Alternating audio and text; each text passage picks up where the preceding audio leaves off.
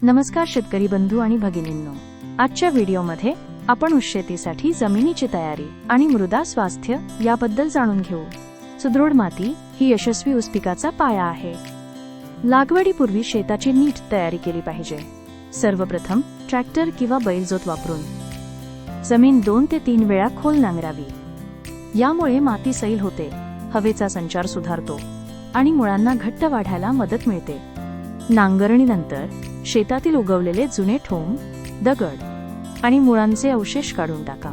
मग जमीन नीट समतल करा, ज्यामुळे पाणी सर्वत्र समान पसरते. असमतल शेतामुळे पाणी साचते आणि उगवण चांगली होत नाही. यानंतर माती परीक्षण करून शेतात सेंद्रिय खत किंवा शेणखत गरजेनुसार 25 ते 30 टन प्रति एकर टाकावे. यामुळे मातीची सुपीकता वाढते, सेंद्रिय पदार्थाची मात्रा वाढते आणि ऊसाला आवश्यक पोषक द्रव्ये मिळतात. यामुळे नायट्रोजन नैसर्गिकरित्या वाढतो आणि मातीचे स्वास्थ्य सुधारते. लागवडीपूर्वी मातीची तपासणी करणे खूप महत्त्वाचे आहे.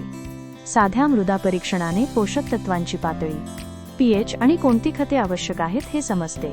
यामुळे खर्च वाचतो आणि जास्त रसायनांचा वापर टाळता येतो.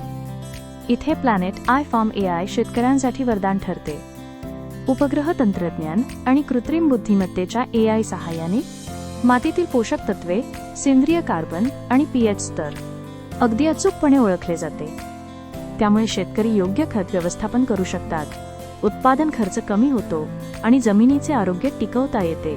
चांगली जमिनीत तयारी केल्यास ऊसाची उगवण उत्तम होते, मुळांची वाढ चांगली होते आणि उत्पादन जास्त मिळते.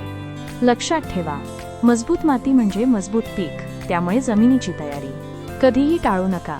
पुढच्या व्हिडिओमध्ये आपण महाराष्ट्रासाठी सर्वोत्तम ऊस वाण निवडण्याबद्दल जाणून घेऊ. नियमित ऊस शेतीची माहिती जाणून घेण्यासाठी प्लॅनेट आय फार्म AI चॅनलला फॉलो करा.